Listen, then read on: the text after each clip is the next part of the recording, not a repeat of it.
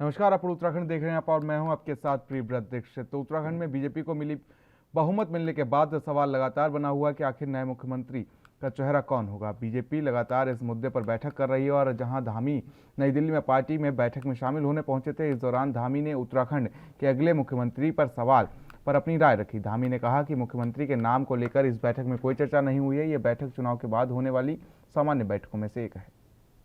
ये चुनाव बाद सभी जो चुनाव हुए प्रदेश हैं, उन प्रदेशों की सभी प्रदेशों की वहाँ के पूरे संगठन के साथ यहाँ पर बैठक थी माननीय राष्ट्रीय अध्यक्ष जी के साथ। उसी क्रम में उत्तराखंड की बैठक भी हुई है और जो चुनाव के बाद जो चर्चाएं होती हैं, जो पूरे चुनाव का जिस प्रकार से प्रबंधन रहा है, जो रहा है, सभी की समीक्षा और सभी के बारे में जो है एक जानकारी के तहत हुआ रूटीन बैठक होगी। नहीं, मुख्यमंत्री के नाम को लेकर ये कोई बैठक नहीं थी। ये बैठक जो है तो वहीं उत्तराखंड विधानसभा चुनाव में करारी हार के बाद से कांग्रेस पार्टी के अध्यक्ष गणेश गोदियाल ने अपने पद से इस्तीफा दे दिया है और गोदियाल ने सोनिया गांधी के आदेश पर इस्तीफा दिया है। इस्तीफे देते हुए गोदियाल ने कहा कि प्रदेश में हुए विधानसभा चुनाव में पार्टी की हार की नैतिक जिम्मेदारी लेते हुए आज मैंने अपना इस्तीफा सौंप दिया है और मैं परिणाम के दिन ही इस्तीफा देना चाहता था, पर हाईकमान के आदेश की प्रतीक्षा पर रुका था। उन्होंने इस्तीफे की जानकारी सोशल मीडिया पर देते हुए लिखा कि आज दिल्ली पहुंचकर जैसे ही यह अवगत हुआ कि वह सभी राज्यों के जवाबदेही पदाधिकारी जहां चुनाव में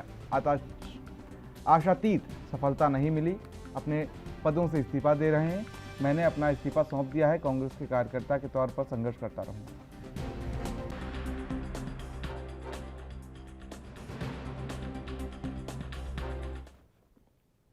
तो वहीं उत्तराखंड के देहरादून में विधानसभा चुनाव के परिणाम आने के बाद से कांग्रेस में चल रहे आरोपों को पार्टी के प्रदेश अध्यक्ष गणेश गोदियाल ने सफाई दी है। उन्होंने कहा कि अगर चुनाव जीतते तो कार्यकर्ता और नेता उन दोस्तों के स्वागत करते, लेकिन अब जब चुनाव हार गए हैं तो वह स्वाभाविक है कि हार को लेकर एक दूसरे पर आरोप प्रत्यारोप लग रहे होंगे। कांग्रेस प्रदेश अध्यक्ष ने कहा कि इन आरोपों पर किसी भी नेता को आक्रोशित होने की जरूरत नहीं है, सकारात्मक सोच के साथ आगे बढ़ने की जरूरत है।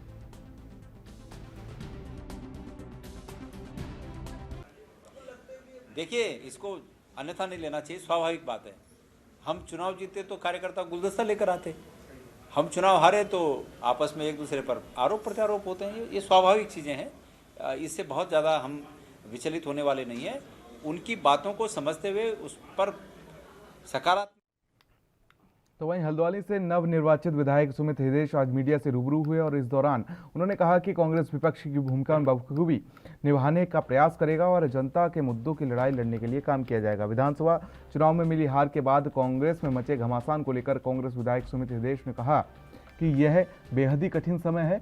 इस समय कांग्रेस को एकजुट होकर जनता का जनादेश और हार के कारणों को समझने की जरूरत है। सबसे बड़ी चुनौती है अनुकूल परिस्थितियों में और हल्द्वानी के विकास के लिए बहुत अच्छा एक अवसर था अगर कांग्रेस की सरकार बनती और मैं यहाँ से चुना जो गया हूँ उस सरकार में हम लोग अपनी जिस भी हिस्सेदारी में काम कर पाते। लेकिन अब क्योंकि भारतीय जनता पार्टी के पक्ष में जनादेश आया जिसका हम सम्मान करते हैं, तो अब उसके हिसाब से हमें कार्य करना है। देखिए, हम कामों के प्रति संजीदगी भी रखेंगे और दबाव भी बनाएंगे। हमारी तरफ से प्रस्ताव नियमित तरीके से सरकार को मिलेंगे और सरकारी चाहे मंत्री हो मुख्यमंत्री हो उन पे हम दबाव बनाएंगे कि हमारे क्षेत्र का विकास हो। लेकिन भारतीय जनता पार्टी की क्या मंशा रहेगी कुछ महीनों में साफ हो जाएगी। बयानबाजी जो चल रही है, बयानबाजी को लेकर किस तरह देखते हैं? तो बड़े नेताओं के खिलाफ ऐसी बयानबाजी ये बहुत दुखदायी है और ये कठिन जो समय कांग्रेस का चल रहा है इस पर मरहम लगाने की जगह थोड़ा सा इसमें परेशानी दे रही है। हमारे सब बड़े बुजुर्ग हैं, मैं तो उनसे निवेदन ही कर सकता हूँ कि आप लोग आशीर्वाद अपने कार्यकर्ताओं पे बनाइए, मार्ग दिखाइए, मार्ग प्रशस्त करिए और इस समय अगर कुछ दिनों सारे हमारे लोग। तो उत्तराखंड में विधानसभा चुनाव के परिणाम की एक बार फिर से बीजेपी पूर्ण बहुमत के साथ सरकार बनानी चाह रही है और इसी को लेकर कांग्रेस की हार के बाद कई दिग्गज नेता एक दूसरे पर हार का ठीकरा फोड़ते हुए नजर आए। जबकि पूर्व मुख्यमंत्री हरीश रावत भी अपनी सीट नहीं बचा पाए। दिग्गजों की माने तो प्रदेश में एक बार फिर से कांग्रेस की गुटबाजी की बड़ी वजह बनी है। मैंगलोर में काजी निजामुद्दीन के आवास पर पहुंचे प्रतिपक्ष नेता प्रीतम सिंह ने कहा कि उत्तराखंड की जनता ने बीजेपी पर ही अपना विश्वास जताया और कांग्रेस को विपक्ष में बैठने का मौका दिया। कांग्रेस के चुनाव में कई खामियां रही हैं जिसका होली के बाद से मंथन किया जाएगा। सभी कांग्रेस के वरिष्ठ नेता अपनी बात रखेंगे और आगे प्रदेश में कांग्रेस को किस तरीके से मजबूत बनाना है, आपसी मतभेदों को दूर कर आगामी चुनाव के कारण मजबूती के साथ वापसी करेगी। वहीं कांग्रेस के राष्ट्र सचिव काजी निजामुद्दीन ने कहा कि जनता जनार्दन है, उन्होंने कांग्रेस की जगह एक बार फिर से बीजेपी पर विश्वास जताया है, लेकिन कांग्रेस फिर से मजबूत स्थिति में आकर मेहनत करेगी।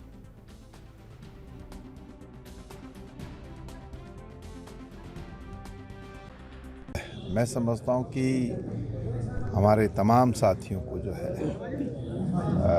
मीडिया के प्लेटफॉर्म के माध्यम से अपनी बात नहीं कहनी चाहिए। हमारे प्रभारी जी ने कहा कि होली के बाद हम प्रदेश की समीक्षा बैठक आहूत करेंगे और सभी साथी उस बैठक में अपनी बात कहेंगे। नहीं, देखिए, चुनाव से पहले और चुनाव के दरमियान जब हम लोगों के बीच में जा रहे थे तो लोगों का अपार प्यार स्नेह आशीर्वाद कांग्रेस को मिल रहा था। ऐसा लग रहा था कि लोगों ने डबल इंजन की सरकार को नकारने का मन बना लिया है। लेकिन जब ईवीएम खुली तो उत्तराखंड के लोगों ने फिर से एक बार भाजपा की सरकार बनाने का काम किया है और कांग्रेस को विपक्ष में बैठने का अवसर दिया है।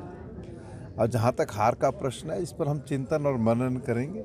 जब बैठक होगी तो उसमें ही जो है कई कारण उभर कर के सामने आएंगे और उस समीक्षा के बाद हम एक नया रास्ता जो है प्रशस्त करेंगे। जो आगे की लड़ाई है उस लड़ने को का काम हम सब लोग का निर्णय वो तो सराखों पर है। अब किसको जनता मैंडेट देती है, उनको क्या चीज़ अच्छी लगी, लेकिन हम लोग कांग्रेस पार्टी आर्थिक नीतियों पर राजनीति करती थी और करती रहेगी। हम जनहित के विषयों को जनता के बीच में लाने का काम करते रहे हैं और करते रहेंगे।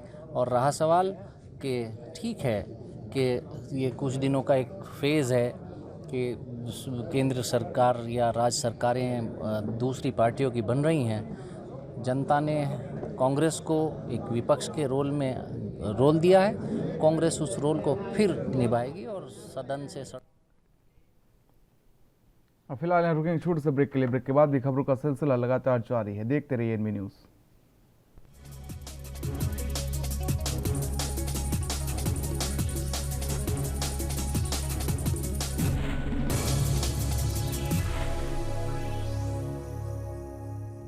तो ब्रेक के बाद आप उत्तराखंड में आप सभी का स्वागत है। रुक कर लेते खबरों की, जहां पर उत्तराखंड के बाजपुर में नवनियुक्त कांग्रेस विधायक यशपाल आर्य का पार्टी कार्यकर्ताओं ने जोरदार स्वागत किया। और इस दौरान आपको बता दें कि यशपाल आर्य ने बाजपुर विधानसभा में निरंतर विकास कार्य जारी रखने की बात कही। बता दें कि बाजपुर विधानसभा सीट से कांग्रेस प्रत्याशी यशपाल आर्य ने लगातार जिस तरीके से जीत हासिल की है, वहीं यशपाल आर्य बाजपुर के राम भवन धर्मशाला पहुंचे, जहां पार्टी कार्यकर्ताओं ने यशपाल आर्य की जीत हासिल करने के बाद प्रथम आगमन पर स्वागत समारोह का आयोजन किया। बाजपुर की महान जनता का हृदय से आभार व्यक्त करना चाहता हूं। विषम परिस्थितियों में भी मुझे बाजपुर की महान जनता का आशीर्वाद सहयोग मिला, सेवा करने का अवसर दिया है और तीसरी बार सेवा करने का अवसर दिया है। मुझ पर भरोसा विश्वास व्यक्त किया है और यकीनन मैं बाजपुर की महान जनता को आश्वस्त करना चाहता हूं कि यशपाल आर्य उनके विश्वास को, उनके भरोसे को हमेशा कायम रखेगा और जो विकास की शुरुआत हमने 2012 में की थी, उस विकास की धारा को लगातार प्रवाहित करने के लिए हम संघर्ष। देखिए, सबसे पहले तो मैं हृदय से आभारी हूँ नैनीताल के जनमानस का कि मुझे बहुत स्नेह मिला, वहाँ बहुत आशीर्वाद मिला है और जो जनादेश है, क्योंकि लोकतंत्र के अंदर जो जनादेश मिलता है उसको सहर्ष स्वीकारना चाहिए। मैं उस जनादेश को स्वीकारता भी हूँ, लेकिन निश्चित तौर पर जिस मुद्दों को लेकर हम जनमानस के बीच गए थे इस चुनाव में, चाहे वो महंगाई का मुद्दा हो, चाहे बेरोजगारी का मुद्दा हो। तो वहीं बाजपुर में बीजेपी कार्यकर्ताओं और किसानों ने NH 74 घोटाले को लेकर नगर में नारेबाजी करते हुए जुलूस निकाला। वहीं आक्रोशित लोगों ने NH 74 घोटाले की जांच की मांग को लेकर राज्यपाल को संबोधित ज्ञापन सौंपा और तहसीलदार को सौंपा। आपको बता दें कि इसके साथ ही बाजपुर के नवनियुक्त विधायक यशपाल आर्य पर घोटाले में लिप्त होने का आरोप लगाया। और बता दें कि विधानसभा चुनाव के नतीजे सामने आने के बाद एक बार फिर से NH 74 के जादुई जिन निकलकर सामने आ गया है और इसी के चलते बाजपुर के रामलीला मैदान में बीजेपी कार्यकर्ता और किसान एकत्र हुए, जहां से लोगों ने NH 74 घोटाले की जांच की मांग को लेकर नगर में जुलूस निकाला। और इसके बाद आक्रोशित लोगों ने तहसील कार्यालय में वर्तमान विधायक यशपाल आर्य पर NH 74 घोटाले में लिप्त होने का आरोप लगाते हुए जमकर नारेबाजी की। इस दौरान बीजेपी कार्यकर्ताओं ने राज्यपाल को संबोधित ज्ञापन तहसीलदार राजेंद्र सनवाल को सौंपा है।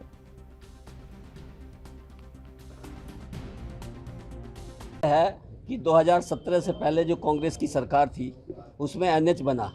एनएच बनने के बाद जो उस टाइम मौजूदा राजस्व मंत्री थे उन्होंने तरीके से घोटाला किया और फिर बाद में वो डर के मारे या कैसे भी अगर भाजपा सरकार में आए तो हमारे तो प्रतिनिधि बने ना। हमने प्रतिनिधि उनके बनने के बाद 50 बार उनके हल्द्वानी जाने के बाद हाथ जोड़ जोड़ के ये कहा, बाबूजी किसान की खतौनी डबल लोकर में जो बंद है उसे वापसी करा दो, क्योंकि किसान से जो जमीन किसान की छू रही है NH 74 से वो 1 या 2 किसान है केवल। मगर हमने इनसे कहा कि उनकी स्कैन करा दो खतौनी, जो किसान वहाँ पे है उनके खतरा नंबर स्कैन करा के बाकी किसानों को पीड़ित होने से बचाओ। मगर यशपाल आर्य ने एक नहीं सुनी, क्योंकि उस मामले में वो भी संलिप्त थे। मांग ये कर रहे हैं कि हम ज्ञापन देने के लिए आए हैं कि हमारे किसान जो अपनी खतौनी के लिए 7 साल से तहसील के गेट पे हाथ फैलाए हुए बेचारा भिखारी की तरह बोल रहा है, अरे बाबूजी मेरी खतौनी दे दो। कैसी सरकार चलाई इन्होंने, कैसे विधायक बन गया, प्रतिनिधि रहे। अब भले से हमारा विधायक हारा है, मगर हम लोग संघर्ष करते रहेंगे, जो लोग हमारे साथ हैं, और हर आदमी के किसान के लिए गरीब के लिए हम सारे कार्यकर्ता संघर्ष करेंगे। और किसान खतौनी जब तक नहीं आई, अगर इन्होंने 15 दिन या महीने के अंदर खतौनी तहसील में डबल लोकर से बाहर नहीं आई तो यह उग्र आंदोलन करा जाएगा, हम भूख हड़ताल तक में बैठेंगे। सीबीआई जांच की द्वारा मांग होगी, इन्होंने अपने जो है राजनीतिक प्रेशर में आके जो है उस टाइम जो है रफे दफे करा लिया मामला। हम केंद्र सरकार से मांग करते हैं कि निपक्ष द्वारा जांच होनी चाहिए, जो इसमें दोषी पाए जाएंगे उन्हें सजा। तो वहीं कोतवाली पुलिस की बात कर ले तो ऋषिकेश में कोतवाली पुलिस ने होली पर्व के मद्देनजर स्थानीय जनप्रतिनिधियों के साथ बैठक की और जिसमें पर्व को शांतिपूर्ण तरीके से संपन्न कराने के लिए जनप्रतिनिधियों के सहयोग मांगा। जनप्रतिनिधियों ने आपसी भाईचारे का प्रतीक होली के त्यौहार को शांतिपूर्ण तरीके से संपन्न कराने के लिए पुलिस की हरसंभव मदद का भरोसा दिया और पुलिस ने असामाजिक तत्वों को चेतावनी भी दी और कहा कि यदि पर्व के दिन किसी भी प्रकार का उपद्रव लड़ाई झगड़ा किया जाता है तो उनके खिलाफ तत्काल कार्रवाई की जाएगी और एक्शन लिया जाएगा और कानूनी कार्रवाई की जाएगी। पुलिस ने लोगों से ट्रैफिक नियमों का पालन करने के साथ ही किसी भी प्रकार का नशा कर वाहन न चलाने की अपील की है और साथ ही लोगों से अपील की है कि होली के दिन आपसी सौहार्द को बनाए रखें। कोतवाली प्रभारी निरीक्षक रवि सैनी ने बताया कि होली के दिन पुलिस की CCTV कैमरों से चप्पे चप्पे पर नज़र रखी जाएगी और अलग अलग इलाकों में पुलिस गश्त करेगी और चौक चौराहों पर सुरक्षा की दृष्टि से पुलिस नज़र बनाए रखेगी।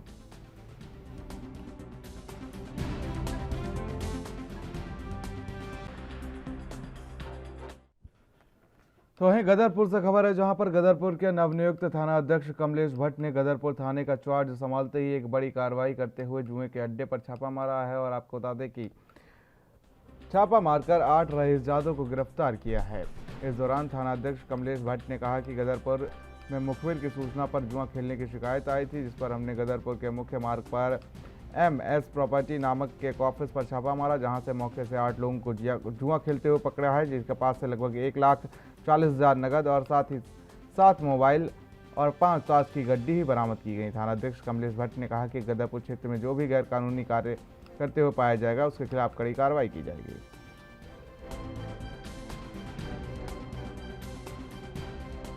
छावड़ा मार्केट है गदरपुर में, पुल के पास में शमशान घाट के सामने।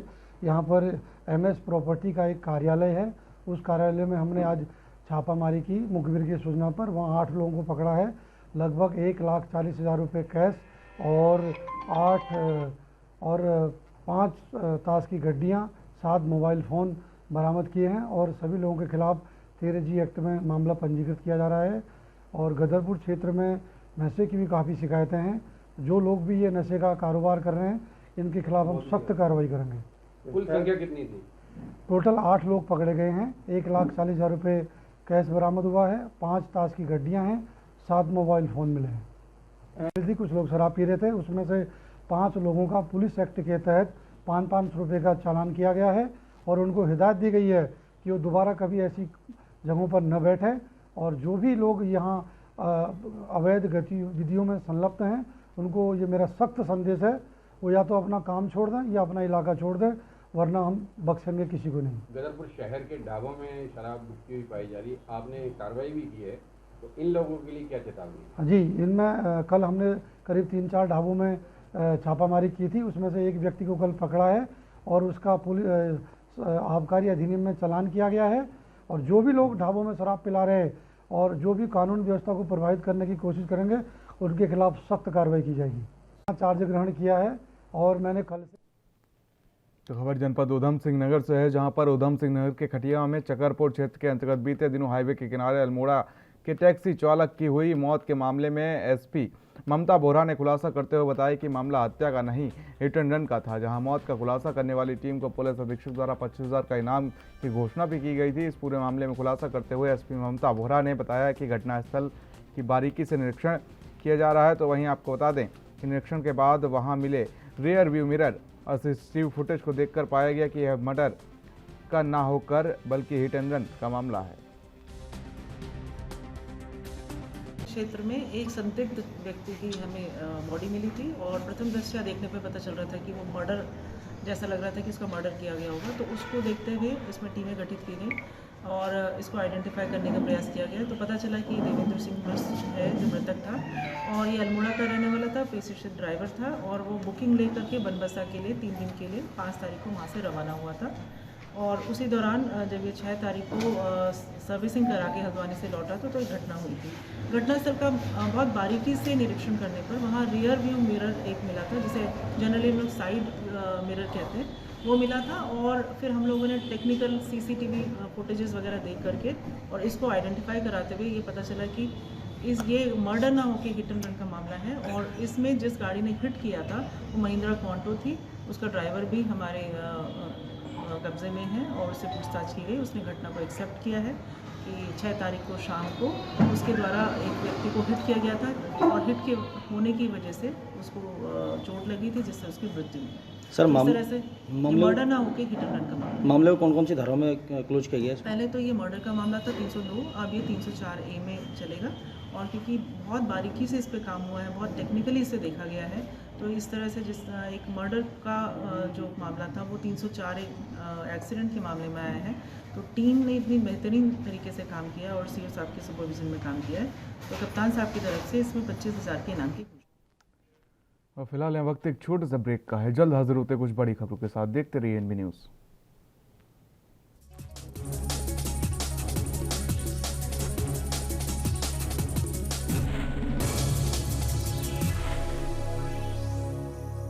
के बाद आप उत्तराखंड में आप सभी का स्वागत है। रुक लेते हैं खबरों के, जहां पर खबर चमोली से, जहां पर चमोली के थराली में जहां पुलिस अधीक्षक चमोली श्वेता चौबे ने थराली थाने का निरीक्षण किया और निरीक्षण करने पहुंची श्वेता चौबे ने थाना थराली के मालखाना अपराध निरीक्षकों और निरीक्षण करने के साथ ही पुलिस को आमजन के साथ मैत्रीपूर्ण व्यवहार करने के और साथ ही व्यवहार रखने के निर्देश भी दिए। इसके साथ ही थराली क्षेत्र अंतर्गत अवैध रूप से मादक पदार्थों के खिलाफ धरपकड़ तेज करने के साथ ही सभी को निर्देश दिए। वहीं निरीक्षण के बाद पुलिस अधीक्षक ने थाना थराली में सीएलजी मेंबर्स के साथ बैठक ली।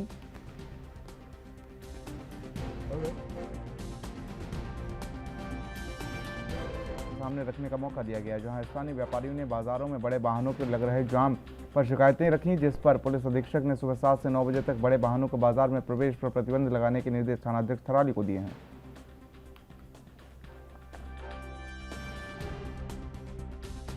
थाना थराली का वार्षिक निरीक्षण किया गया। जो भी हमारे थाने से संबंधित हमारे अभिलेख हैं, जो माल हैं जिनका निस्तारण अभी होना है, और CCTNS महिला डेस्क जो शिकायतें आ रही हैं थानों में, उसका किस तरह से निस्तारण और निराकरण किया जाना, उस संबंध में आवश्यक दिशा चेक भी किया गया और आवश्यक दिशा निर्देश भी दिए गए। इसके अतिरिक्त जो भी थराली क्षेत्र अंतर्गत प्रबुद्ध जन हैं और व्यापार मंडल है, टैक्सी यूनियन है, उनके सभी लोगों के साथ आज बैठक भी की गई। जो भी इस क्षेत्र की समस्याएं हैं उस संबंध में उन्होंने अवगत कराया और कई सुझाव भी दिए हैं जिसको अब हम अमल में लेकर आएंगे। अभी उसमें जो है थानाध्यक्ष को निर्देशित किया गया कि व्यापार मंडल से समन्वय स्थापित करते हुए कौन सा ऐसा समय है जिस दौरान जो है भारी वाहनों का हम प्रवेश रोक सकते हैं, उसका निर्णय उस हिसाब।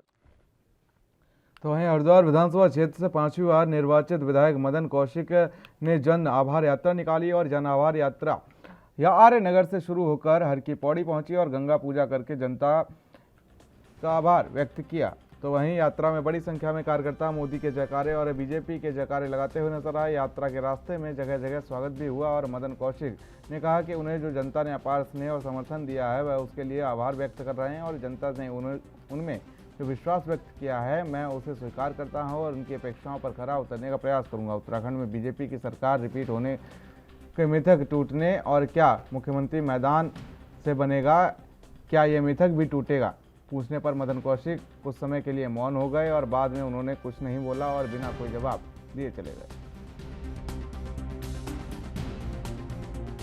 अच्छा उत्साह है, जनता ने जो एक बहुत बड़ा आशीर्वाद दिया, आज जनता के आभार के लिए सभी कार्यकर्ता आज एक ये जन आभार कार्यक्रम कर रहे हैं और सभी के पास जाकर उनको धन्यवाद देंगे।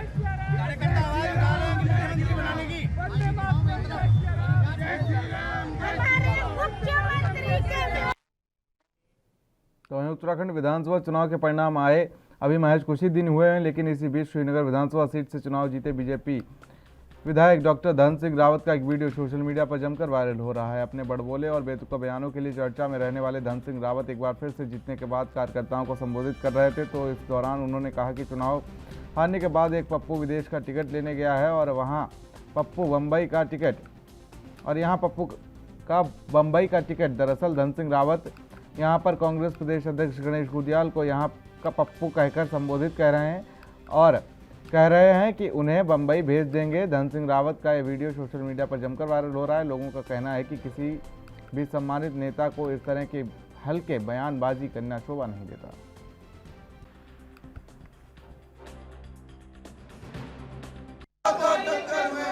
भाई बहनों सुनो भैया, एक पप्पू तो अब विदेश का टिकट लेने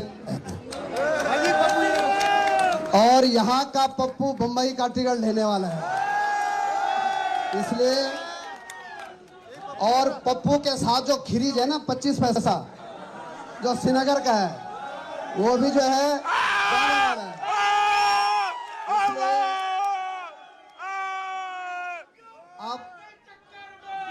आप सुनो भैया सुनो, 25 पैसा गया, सुन तो लो। तो वहीं उत्तराखंड के हरिद्वार से खबर है, जहां पर बीजेपी में मुख्यमंत्री पद को लेकर चल रही उठापटक पर कांग्रेस प्रवक्ता गरिमा दसौरी का बयान सामने आया है। आपको बता दें कि उन्होंने कहा कि बीजेपी में पूर्ण बहुमत के बाद भी पहले ही स्थिति चल रही है, बीजेपी के अंदर कुछ ठीक नहीं है। राजनाथ सिंह और मीनाक्षी लेखी को पर्यवेक्षक बनाया गया है, लेकिन उसके बावजूद भी तमाम बीजेपी के नेता दिल्ली दरबार पहुंच रहे हैं। ऐसे में साफ तौर पर अनुमान लगाया जा सकता है कि पूर्ण बहुमत की बीजेपी सम्मान नहीं कर रही है। वहां की स्थिति क्यों बन रही है और एक राजनीतिक अस्थिरता प्रदेश के ऊपर क्यों गहराई हुई है? कहीं ना कहीं ऐसा लग रहा है कि मैंडेट का सम्मान नहीं हो पा रहा है। इतना बढ़िया मैंडेट मिलने के बाद भी आज जिस तरह से मुख्यमंत्री के चेहरे को लेकर एक असमंजस की स्थिति भारतीय जनता पार्टी के अंदर देखने को मिल रही है। राजनाथ सिंह और मीनाक्षी लेखी पर्यवेक्षक बनाए जा चुके हैं, उसके बाद भी लोग दिल्ली दरबार की ओर दौड़ लगा रहे हैं। तो औचित्य कहाँ से रह जाता है इन पर्यवेक्षकों की? इनकी भूमिका क्या रह जाती है अगर सबको दिल्ली ही जाना है? और ऐसा लग रहा है कि कहीं ना कहीं विधायकों के ऊपर दबाव बनाया जा रहा है और ऊपर से ही एक नाम आएगा जो सारे विधानमंडल दल के ऊपर थोप दिया जाएगा। ये कहना कि विधानमंडल दल अपना मुखिया तय। तो अपने उत्तराखंड में फिलहाल मेरे साथ इतना ही। देश और दुनिया की अहम खबरों के लिए बने रहिए एनबी न्यूज़ के साथ। नमस्कार।